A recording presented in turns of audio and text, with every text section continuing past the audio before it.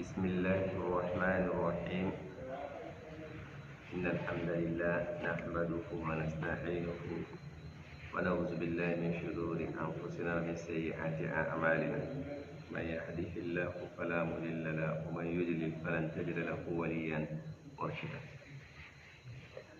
وبعد السلام عليكم ورحمة الله وبركاته. Avec l'assistance d'Allah Tabaraka wa Ta'ala, nous allons continuer notre cours. Aujourd'hui, Inch'Allah, nous sommes au cours numéro 4, la suite Al-Iziyya. La semaine passée, nous avons abordé les actes obligatoires de la prière, de la mission Fara'id al-Wudu. On s'est arrêté sur les sunan. Nous allons essayer de voir ce que les sunan, qu'est-ce que signifie d'abord as-sunna, quelle est la différence entre la sunna chez les fuqaha et la sunna chez les muhaddithin, les savants du hadith. Ce que nous entendons régulièrement, ça c'est la sunna du prophète sallallahu alayhi wa sallam.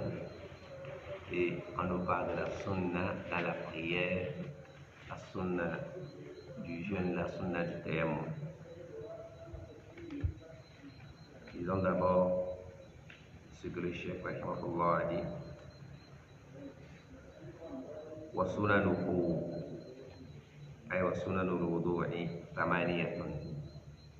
Al-ula ghaslu al-yadayni qabla idkhalihima fil ina'i wa yanwi bi ghaslihima at-ta'abbuda wa yaghsilu kulla wahidatin على حدتها ثلاثا أي كل يد ويغسل كل واحدة على حدتها ثلاثا.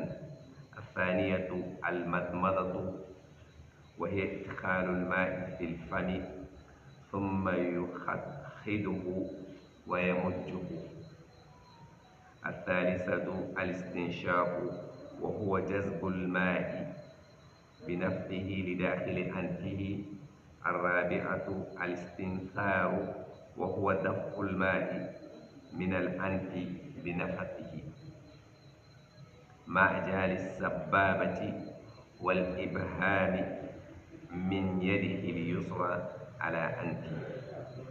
ويبالغ غير الصائم في المضمضة والاستنشاق.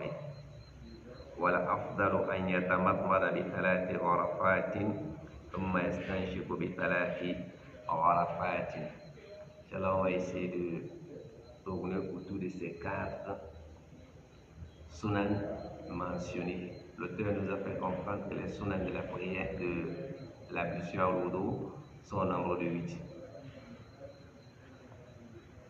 Qu'est-ce que les ulama, du fait que les fuqaha sous-entendent par sunna? As-sunna veut d'abord dire dans la langue arabe le chemin. C'est pour cette raison que le prophète sallallahu alayhi wa sallam, quand il nous mettait en garde contre le suivisme aveugle des juifs et des chrétiens, il a dit sunana man kana qablakum. Vous allez certes suivre le chemin de ceux qui vous ont précédé. Ça, le prophète sallallahu alayhi wa sallam n'est pas en train de nous faire une recommandation. Non. Il nous met en garde contre ce suivisme aveuglé. Autrement dit, c'est prenez garde de suivre le chemin des égarés.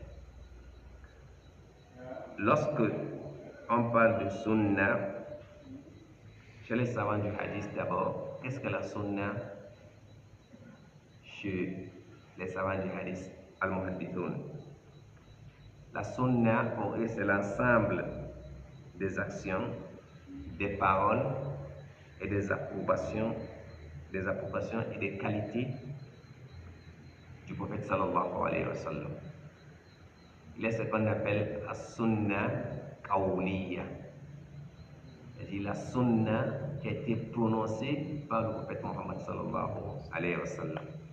Prenez l'exemple lorsque le prophète sallallahu alayhi wa sallam dit Sallu, accomplissez la prière Kama ra'aytumuni usalli, comme vous m'avez accompli la prière. Ça, c'est une sunna, mais c'est une parole. Quand le prophète sallallahu alayhi wa sallam dit kalimatani habibatani ala lisani thaqilatani fil mizani habibatani ila rahmani subhanallah wa bihamdihi subhanallahil azim. Ça, c'est une sunna, mais c'est une sunna en parole. Deux paroles qui sont légères sur la langue, qui sont pesantes sur la balance et qui sont aimées par Ar-Rahman. Quelles sont ces paroles? Subhanallah wa bihamdi, subhanallahil alim. Lorsque nous venons à la sunna pratique, nous voyons que le prophète sallallahu alayhi wa sallam, lorsqu'il faisait le rukû, il écartait les doigts. Ça, c'est une sunna ou c'est pas une sunna? C'est une sunna. Lorsqu'il faisait Allahu Akbar, ses mains, c'est soit yuhadi mankibayhi ou udnayhi, c'était soit au niveau des épaules ou au niveau des oreilles. C'est une sunna, on appelle ceci sunna pratique. Il y a également sunna dans l'approbation. C'est pas le prophète sallallahu alayhi wa sallam qui a accompli l'acte, mais plutôt un sahaba a posé l'acte. L'information a été rapportée au prophète sallallahu alayhi wa sallam où il l'a vu, mais il n'a pas blâmé. Il a dit à Bilal, ya Bilal, quel est l'acte que tu poses? Car j'ai entendu des pas au devant de moi au paradis. Inni sami'tu khashkhashata alayka amami fil jannah. Bilal a dit à Rasulallah, ce que je fais, c'est que à chaque fois que je fais la mission, j'accomplis 2 rak'at, ou j'accomplis ce que Allah me facilite d'accomplir. Il a dit à chaque fois. Donc ça englobe même les moments pendant lesquels le messager nous a dit n'accomplissez pas de prière, parce que c'est une prière zat sabab. Le prophète sallallahu alayhi wa sallam a approuvé Bilal sur cet acte. Il ne lui dit pas non, Bilal, ne le fais pas. Alors, accomplir cet acte est ce qu'on appelle sunna takririya. Nous avons dit sunna qawliya, c'est la parole. Sunna fi'liya, c'est l'acte posé par le prophète sallallahu alayhi wa sallam. Et il y a une sunna takririya, un acte approuvé, c'est l'approbation. L'approbation du prophète sallallahu alayhi wa sallam. Il y a également ce qu'on appelle sunna at-talkiya. Le fait de laisser est une sunna, l'accomplir n'est pas sunna. Et là, c'est très important de connaître ces subdivisions. De sunna tarkiya. Le prophète sallallahu alayhi wa sallam a accompli la prière avec les musulmans où il n'a pas eu accompli. Il a accompli, n'est-ce pas? Okay. Est-ce qu'au temps du prophète sallallahu alayhi wa sallam, le besoin de faire, si c'était nécessaire, qu'il y ait une personne qui élève sa voix afin de transmettre à ceux qui sont dégués, est-ce qu'il y avait ce besoin? Ou il n'y avait pas? Non, il y avait ce besoin, puisque dans sa mosquée, les gens étaient là. Tous ne priaient pas sur un sens. Il y avait le premier, il y a le deuxième. Cependant, est-ce qu'il y avait quelqu'un qui élevait sa voix après que le prophète sallallahu alayhi wa sallam ait dit Allahu Akbar? Non. Puisque le prophète sallallahu alayhi wa sallam n'a pas fait cela, et les compagnons n'ont pas fait, ça veut dire que laisser cela est une sunna. L'accompli est une bid'a. Je ne sais pas si vous comprenez ça. On appelle ceci sunna tarkiya. Prenons un autre exemple simple afin que nous comprenions plus. Nous sommes tous d'accord qu'au temps du prophète sallallahu alayhi wa sallam, il n'était pas le seul musulman. Il y avait les compagnons, n'est-ce pas? Okay. Est-ce que les compagnons avaient des problèmes à ce moment-là? Il y avait des problèmes où, masha'Allah, l'islam était facile, ils vivaient dans l'aisance. Il y avait les problèmes, il n'y avait pas. Il y avait des besoins. Et nous savons que lorsque nous sommes dans des difficultés, lorsque nous sommes dans le besoin, qu'est-ce qu'on fait? Adorant. Est-ce que le prophète sallallahu alayhi wa sallam, à ce moment-là, lorsqu'il faisait assalamu alaykum wa rahmatullah, assalamu alaykum wa rahmatullah, il faisait le doigt communautaire ou il ne faisait pas? Il ne faisait pas. C'est-à-dire, chacun faisait sur son tasbih, il faisait Baqiyat al-Salihin. Le prophète sallallahu alayhi wa sallam, après avoir fait les Baqiyat al-Salihin, il ne disait pas Qul huwallahu 3 ou tati ou. Il ne disait pas Salatu ala nabi, n'est-ce pas? Pourtant, il connaissait bien qu'il y avait Salatu ala nabi, il connaissait Qul huwa falaq nas. Mais il n'a pas posé cet acte. Ça veut dire que ne pas accomplir cet acte est appelé sunnah tarkiya. C'est-à-dire accomplir, ne pas accomplir, abandonner cet acte est une sunnah. L'accomplir est une bid'ah. Allez, on est ensemble. Cette subdivision de la sunnah, quels sont les éléments qu'il étudie? Cette subdivision, c'est la subdivision des muhaddithun, les savants du hadith. On continue avec les muhaddithin, on va venir sur les fuqaha. Et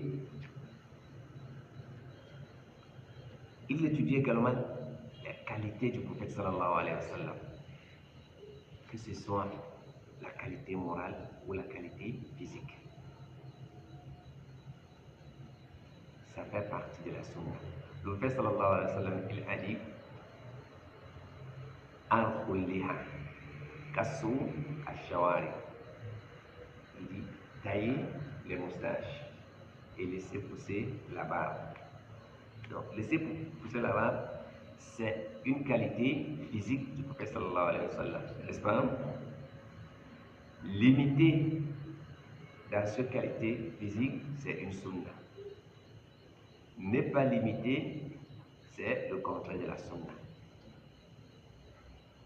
Est-ce que c'est l'homme qui s'est fait pousser la barbe ou bien c'est un homme divin?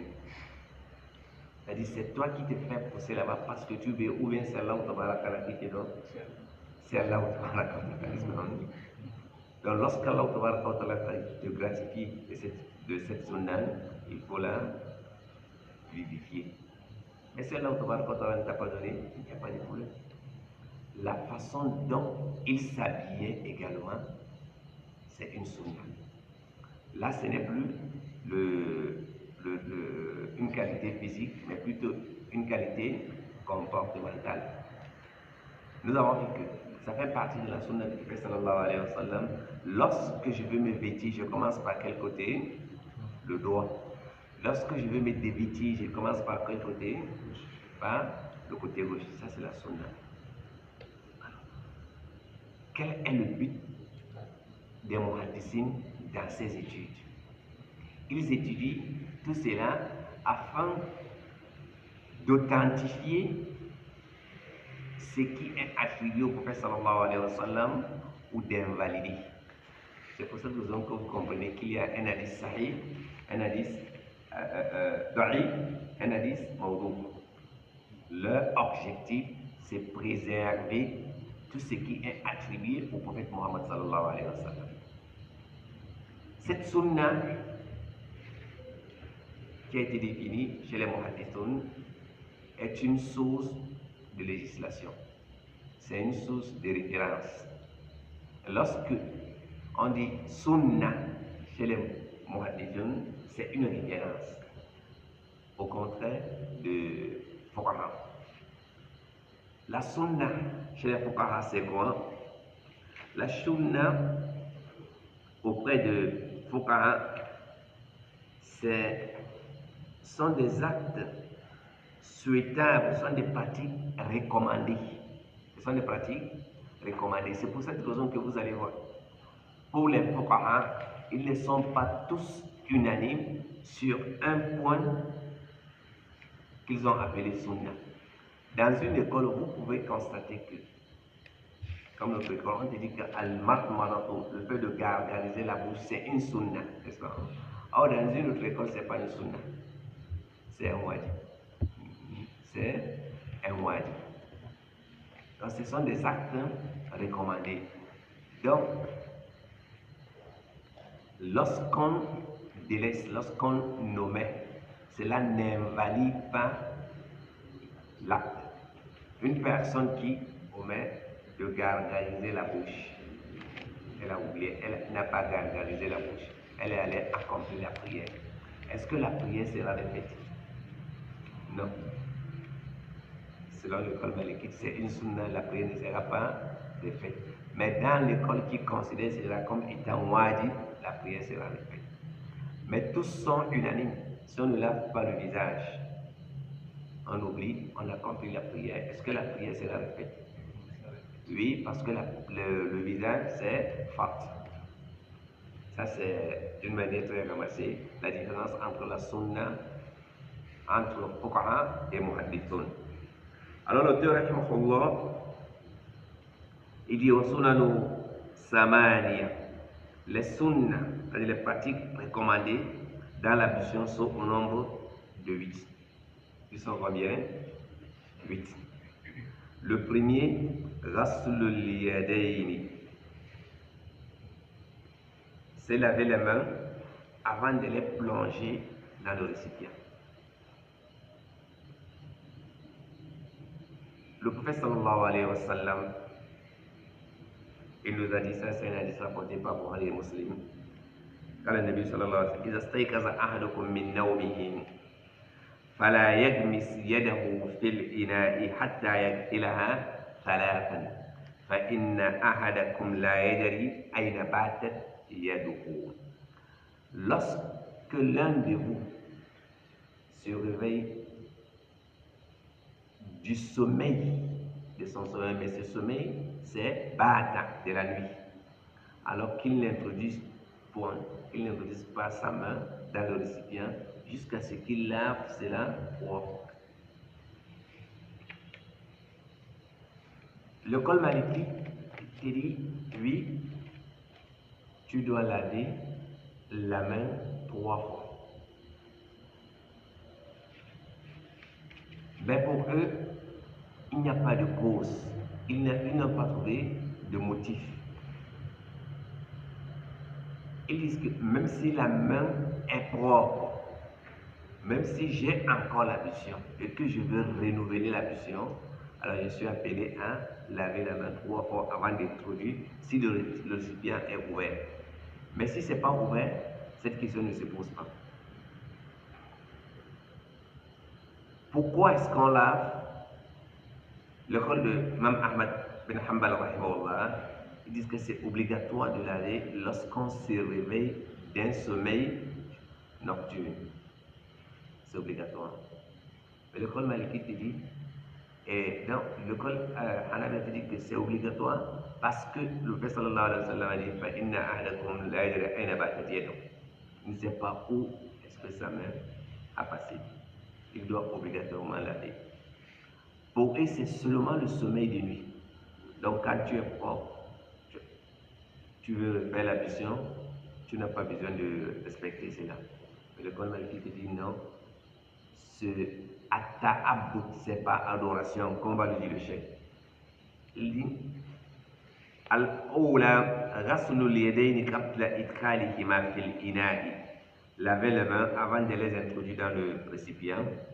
وَيَنْوِي بِغَسْلِهِمَا تَعَبُّدًا. Et il formule l'intention d'adoration au moment de laver les deux mains. Ce caïd, cette spécificité n'a pas besoin d'être. Parce que l'ablution en lui-même, c'est une adoration ou ce n'est pas une adoration? C'est une adoration. Donc du moment où je vais faire l'ablution, je sais que je suis en train d'adorer. Alors pourquoi me dit de faire cette intention, l'intention d'adoration au moment de laver la main? Alors que l'ablution en elle-même est une adoration. C'est pour cette raison que certains, tels que le commentateur, il aurait mieux de dire, il doit ramener l'intention, tout en sachant que il est en train de faire l'ablution et que l'adoration nécessite l'intention. C'est ce que l'auteur a dit. Et parce que c'est le commentateur. Ce qu'il a dit est mieux que ce qu'a dit notre auteur. وَيَغْسِلُ كُلَّ وَاحِدَةٍ عَلَى حِدَتِهَا ثَلَاثًا. L'auteur ici, il n'a pas voulu entrer dans la divergence. Comment est-ce qu'on va laver? Est-ce qu'il faudrait laver comme ça? Ou bien laver ceci 3 fois et laver ceci 3 fois? Lui dit, chaque main doit être lavée seule 3 fois. Il lave celle-ci 3 fois, il lave celle-ci 3 fois. Et ici,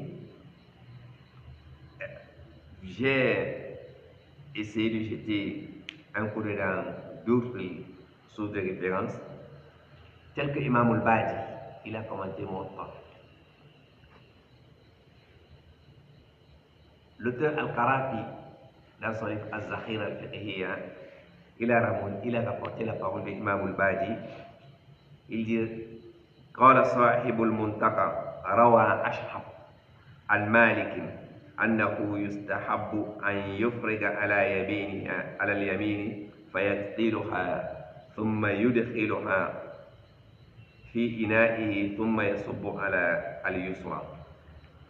Imam al-Badi rahimahullah dit que Imam Ashhab a rapporté de Malik. Imam Malik rahimahullah dit, il incline le récipient, il lave la main droite 3 fois et il introduit la main droite pour laver la main gauche 3 fois. Mais Ibn al-Qasim, il dit le hadith qui est venu sur le lavage de la main nous demande de laver 3 fois. Donc on lave les deux. On lave les deux. Une fois, c'est Ikhtiyar Ibn Qasim. Mais il soutient également la parole de Imam Malik qui dit, même si les mains sont propres, on doit les laver 3 fois. Même s'il est en train de renouveler l'ablution. Donc ce n'est pas parce que la main est sale ou impure. Non. Puisque c'est une adoration. On nous a demandé de le faire et on le fait.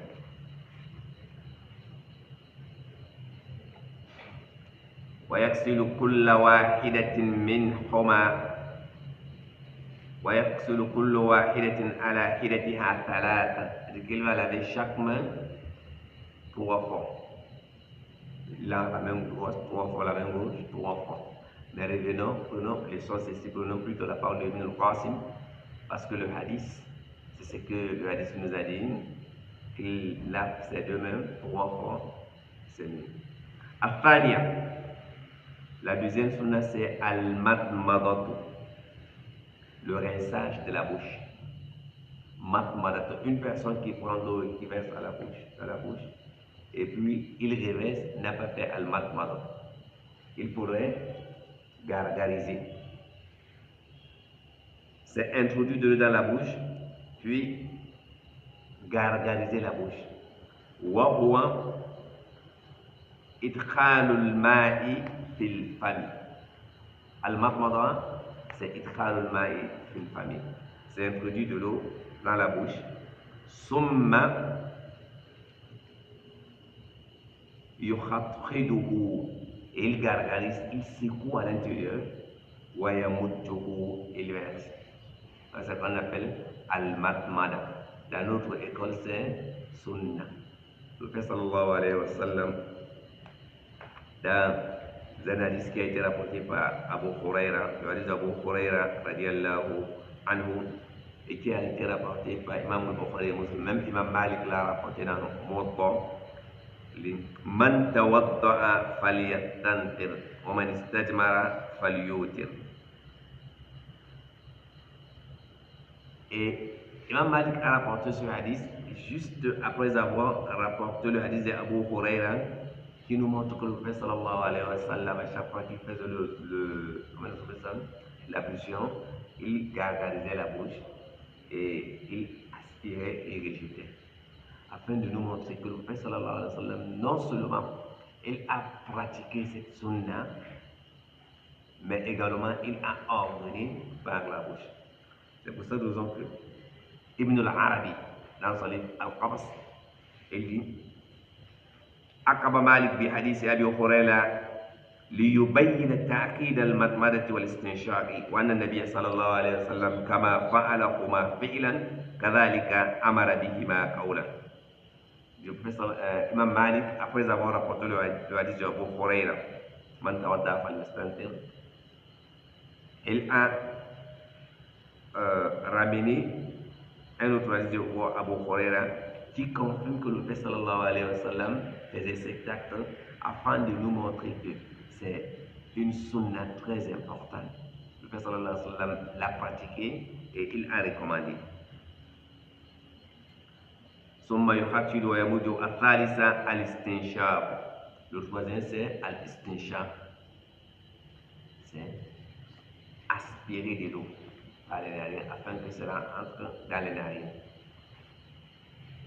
Et lorsqu'on aspire, il faudrait les rejeter, ce qu'on appelle al-istinthar. L'auteur dit c'est tirer de l'eau par les narines en respirant. L'idaakhili anfi, afin que cela parvienne à l'intérieur des narines. Ar-rabi'atu al-istintharu, rejeter cette eau. Huwa daf'ul ma'i, c'est repousser cette eau min al-anfi, des narines, du nez des narines, binafhihi, par soi, c'est-à-dire en soufflant. L'ablution, comme nous le savons, c'est l'une des caractéristiques de la communauté de Muhammad sallallahu alayhi wa sallam. Nous avons vu que le prophète sallallahu alayhi wa sallam a dit, le hadith d'Abu Hurairah rapporté par Imam Muslim, Mahal al-Shahid, il a dit wadittu anna law ra'ayna ikhwanana, j'aurais voulu que nous voyions nos frères. Les compagnons ont posé cette question, ils étaient étonnés. Ils disent, Ya Rasulallah, awalasna ikhwana, ne sommes-nous pas tes frères? Il dit, Bal antum ashabi, vous êtes mes compagnons. Wa ikhwanuna alladhina lam ya'tu ba'd. Nos frères ne sont pas encore arrivés. Alors les Sahaba ont dit, Wa kayfa ta'rifu man lam ya'ti ba'd min ummatika ya Rasulallah. Comment pourras-tu reconnaître ceux qui ne sont pas encore venus parmi tes compagnons, ta communauté? Ça nous montre d'abord que le prophète sallallahu alayhi wa sallam, les Sahaba savaient pertinemment qu'il n'était pas un divin, qu'il n'avait pas la connaissance du gaïb. Parce qu'ils lui ont posé la question, comment est-ce que tu vas reconnaître? C'est comme s'ils disaient, toi tu es un homme et tu vas mourir, c'est vrai. Et ils savent pertinemment que Allah va nous ressusciter. Mais comment est-ce que lui, le prophète sallallahu alayhi wa sallam, pourra reconnaître ses compagnons? Elle les a donné une des particularités de cette communauté. Elle a dit, comme je vais les reconnaître et vous, également vous allez les reconnaître. Elle a dit, Afara'aytu, dites-moi, law anna ahada, si l'un de vous, lahu khaylun, Ghurrun muhajjala, il avait des chevaux, Ghurrun muhajjala, qui ont des pattes et des visages de couleur blanche. Bayna zaharay khaylun buhmun, bayna zaharay khaylin buhmin duhmin, ala ya'rifu khayla. Dans un troupeau des chevaux gris, noirs, est-ce qu'il ne pourra pas reconnaître ces chevaux? La réponse est évidemment, chacun va reconnaître. Avec ses particularités, c'est facile de reconnaître. Alors il dit, c'est ainsi qu'ils viendront min athari al-wudu'i, à cause de l'ablution qu'il fait. Donc tout celui qui fait l'ablution, même si c'est un monafique, il aura cette particularité. Cependant, yawm al-qiyamah, on fera la différence, la part des choses entre les monafiqins et les croyants. Le prophète sallallahu alayhi wa sallam a dit, wa ana faratuhum ala al-hawdi. Je vais les attendre, je vais les dévancer, les attendre à al-hawdi, à ma source. Et puis nous a mis en garde ici en disant, Allah, suivez. La yuzadanna aqwamun a hawdi. Il y aura des personnes qui seront repoussées, qui seront rejetées de ma source, malgré qu'ils sont porteurs de cette particularité. Il faut indiquer c'est le al-wudu. Les monafiqins font le wudu, n'est-ce pas qu'Allah, parce que nous ne serons pas parmi les monafiqins. Ils seront repoussés et rejetés. Voyant ces particularités, je dirais, ummati, c'est ma communauté. Fayuqalu, on me dira, tu ne sais pas, ils ont changé ta religion, ils ont transformé ta religion, ils ont transformé ta sunna, et le prophète sallallahu alayhi wa sallam dira, fasoukan. Ça, c'est l'un des avantages de l'ablution. Abu Huraira radiyallahu anhu rapporte que le prophète sallallahu alayhi wa sallam a dit, ça également sur la liste des musulmans, tablughul hilyatu min al-mu'mini haythu tablughul wudu. Yawm al-qiyamah, effectivement.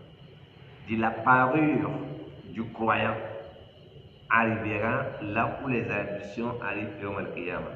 C'est pour cette raison qu'Abu Huraira a rajouté dans un autre verset, Abu Huraira, lorsqu'il faisait l'ablution, il arrivait jusqu'ici. Lorsqu'il lavait les pieds, il arrivait jusqu'ici. Et lorsqu'il passait la main, il arrivait jusqu'à la nuque. Mais on n'a pas besoin de faire cela. On s'arrête, non? C'est nos grands-parents qui faisaient, parfois on se dit que c'est à l'âge. Non, ça, ils ont fait la pratique d'Abu Huraira. Mais on s'arrête juste au niveau des coudes, au niveau des chevilles. Comme l'a dit Allah Tabaraka wa Ta'ala, dans l'auteur de Risala, il dit qu'il n'est pas souhaitable d'Italat al-Ghurra. Ibn al-Qayyim, rahimahullah, dans Zad al-Ma'ad, il dit qu'il n'est même pas possible de faire Italat al-Ghurra. La compréhension d'Abu Huraira radiyallahu anhu ne doit pas être légiférée. D'ailleurs, certains ulama rahimahullah disaient que Abu Huraira le faisait en cachette. Ça, c'est sa compréhension. Radiyallahu anhu wa arda. Parmi les avantages que nous tirons de l'ablution, c'est que ces ablutions effacent les péchés. Revoyez le hadith de Amr ibn Abasata qui a été rapporté par Imam Muslim rahimahullah. Il est venu voir, il a entendu que une personne est sortie à la Mecque et il parlait d'une nouvelle religion. Il dit alors, j'ai pris ma monture et je suis venu à la Mecque. فتلطفت حتى دخلت على رسول الله صلى الله عليه وسلم. Alors il a cherché des moyens jusqu'à ce qu'il est allé à la rencontre du prophète sallallahu alayhi wa sallam. Il lui dit, Ma anta, qui es-tu? Qala rasoulun, je suis le messager. Alors ma rasoul, le messager c'est quoi? Il dit, arsalani Allah, Allah va envoyer. Bima arsalaka Allah, avec moi, il dit bisilatur rahim. Il m'a envoyé afin d'inviter les gens à respecter le lien de fraternité et de les inviter à adorer Allah tabaraka wa ta'ala seul, sans associer. Il a dit, wa man ma'aka, qui t'a suivi sur cet appel? Il dit, furrun wa abdun. Il y a un homme et un esclave. À ce moment-là, il n'y avait que Abu Bakr al-Siddiq, à part la femme du prophète sallallahu alayhi wa sallam, c'est un homme et Bilal. Et il dit, فإني أتبعك ou فإني تابعك. Moi, je vais te suivre. Le prophète sallallahu alayhi wa sallam lui a dit, non, tu ne peux pas. Ala tara hali wa hala nas. Ne vois-tu pas ma situation et la situation des gens? Tu ne peux pas. Cependant, retourne chez toi. Quand tu comprendras que ma religion a pris de l'ampleur, alors reviens. Alors il est rentré chez lui. C'était pas quelqu'un de Médine, de la Mecque. À ce moment, le prophète sallallahu alayhi wa sallam était à la Mecque. Il dit qu'il a passé tout son temps à tatabba'ul akhbar. J'ai cherché des informations jusqu'à ce que un groupe de personnes venant de Médine, à ce moment-là, on appelait Yathriba. Je les ai posé la question, Mada fa'ala ar-rajul alladhi atakum aw kama qala, qu'a fait l'homme qui est venu chez vous à Médine? Et sa communauté a voulu le tuer, malheureusement, ils l'ont pas tué. Wannasu ilayhi afwaj, et les gens vont en masse vers lui. Alors Amr ibn Abasata, ayant appris sa mort, il est venu voir le prophète sallallahu alayhi wa sallam, lui a dit, Ya Rasulallah, est-ce que tu me reconnais? Le prophète sallallahu alayhi wa sallam lui a dit, oui. N'est-ce pas, c'est toi qui es venu à la Mecque? Il dit, oui. Il dit, Allimni ma allamaka Allahu wa ajhalu. Enseigne-moi ce que Allah t'a enseigné et que j'ignore. Le prophète sallallahu alayhi wa sallam veut parler de la religion. Prenons la partie qui nous intéresse, parce que le hadith est très long. Il dit, Faloudohu haddithni. Parle-moi de la mission. Et sallallahu alayhi wa sallam le fait comprendre que lorsque tu laves la main, tous les péchés commis par la main tombent, soit avec de l'eau ou avec la dernière goutte d'eau. Quand tu gargarises la bouche, tous les péchés commis par la bouche tombent. C'est la même chose lorsque tu laves le visage, lorsque tu essuies la tête, lorsque tu laves les oreilles, ainsi de suite. Mais sachant que ici, lorsqu'on parle des péchés qui sont pardonnés, ce sont des péchés minimes. Il ne faudrait pas qu'on se dise, Masha'Allah, nous avons l'occasion. Non. Allah tabaraka wa ta'ala dit, In tajtanibu al-kaba'ira ma tunhawna anhu, nukaffir ankum sayyi'atikum. Si vous vous éloignez des péchés capitaux dont on vous a interdit, nous allons effacer des péchés minimes. C'est-à-dire, nous avons donné comment est-ce qu'on reconnaît que ce péché est capital, ce péché est minime. C'est lié à la volonté. C'est-à-dire, il y a des péchés, prenons notre contexte, qu'on ne peut pas ne pas accomplir. Chacun sort, n'est-ce pas? Et quand tu sors, tu passes dans des marchés, tu es au bureau avec des collègues, la musique. Est-ce qu'il y a une personne qui peut se dire aujourd'hui ici au Cameroun qu'il ne va jamais écouter la musique? Oui, à la maison, tu ne peux pas prendre et tu mets là, on peut le faire. Mais ne pas entendre, on ne peut pas. Les voisins, nous vivons avec des copains. Donc il y a des fois, la musique, malgré toi, ça arrive dans tes oreilles. Est-ce que ça c'est un kabira? Non. Mais quand tu prends dans ton téléphone, tu mets volontairement, c'est un kabira. Parfois, on se voit, on est mélangé avec les femmes. À l'école, prenons les élèves, les étudiants. À l'école, tu ne peux pas dire non, je regarde ma classe, exclusivement avec les garçons. Non, ici chez nous, c'est impossible. Donc, il y a des péchés qui sont minimes, il y a des péchés qui sont capitaux. La pulsion absout, efface les péchés minimes. C'est la même chose, la marche vers la prière.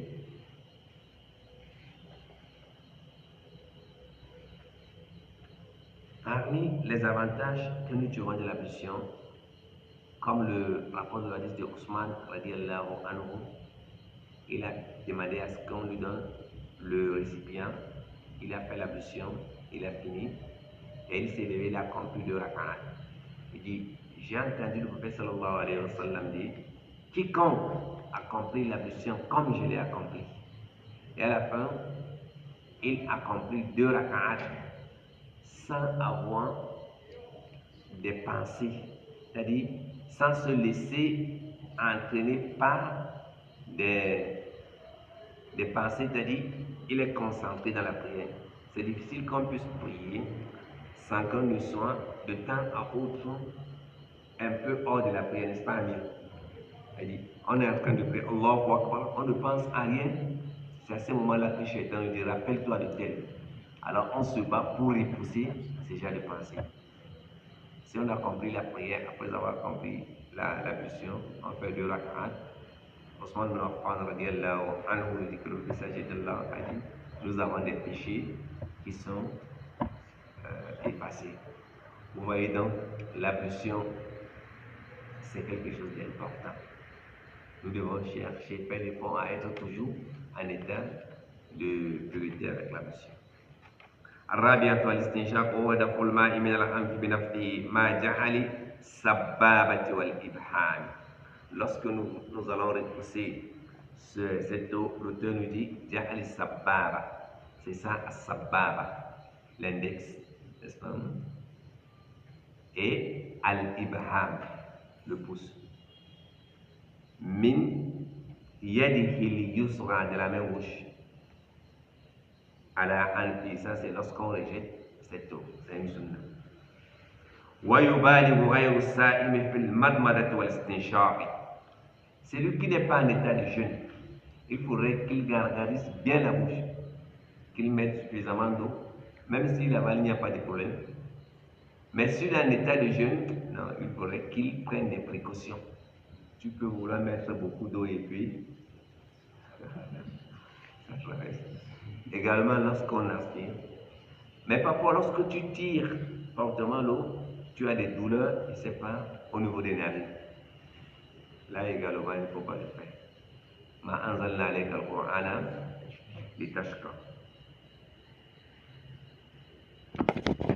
Wal afdalu an yatamadmada bi thalathi gharafatin wa yastanshiqu bi thalathati gharafat. Ce qui est mieux, c'est d'après le chèque, c'est gargariser avec 3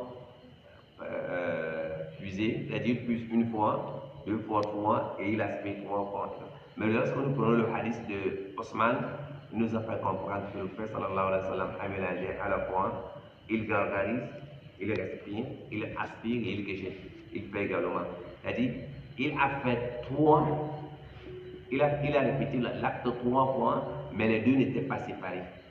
Il gargarise le reste, il introduit dans les narines, il rejette, il a fait ceci 3 fois. Allahu A'lam. On va s'arrêter sur les 4 ici.